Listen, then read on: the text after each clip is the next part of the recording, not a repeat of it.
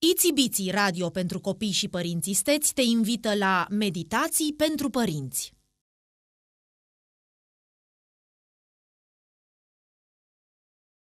Un enfant, surtout quand il est petit, a besoin d'avoir des relations solides, des relations vivantes avec son père, sa mère ou son grand-père, sa grand-mère ou des amis, avoir aussi des relations confiantes avec un professeur.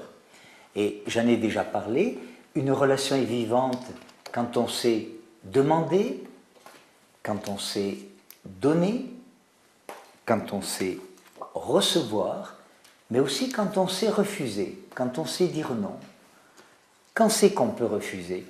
On sait refuser quand ce qui vient de l'autre, quelque chose qui n'est pas bon pour nous, comme du caca, quand ce qui vient de l'autre n'est pas bon pour nous, on doit le refuser.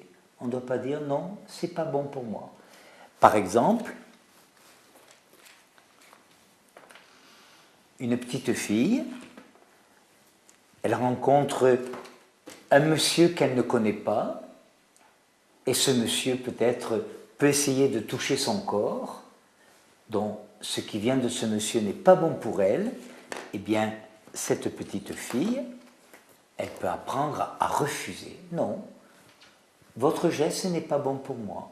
Ce que vous voulez faire avec moi, ce n'est pas bon pour moi. Il faut donc apprendre aux enfants à refuser ce qui n'est pas bon pour eux, à dire non. On peut dire oui si on reçoit quelque chose qui est bon pour nous, mais on doit pouvoir refuser, on doit pouvoir dire non pour quelque chose qui n'est pas bon pour nous. C'est comme cela qu'un enfant apprend à se respecter. C'est comme cela qu'un enfant apprend que son corps est très important pour lui.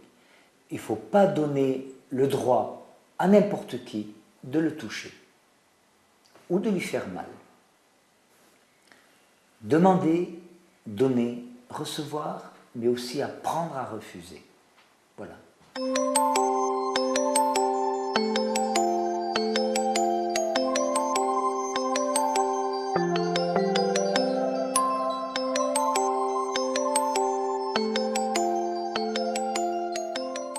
Itsy Bitsy Radio pentru copii și părinți isteți ți-a prezentat Meditații pentru părinți.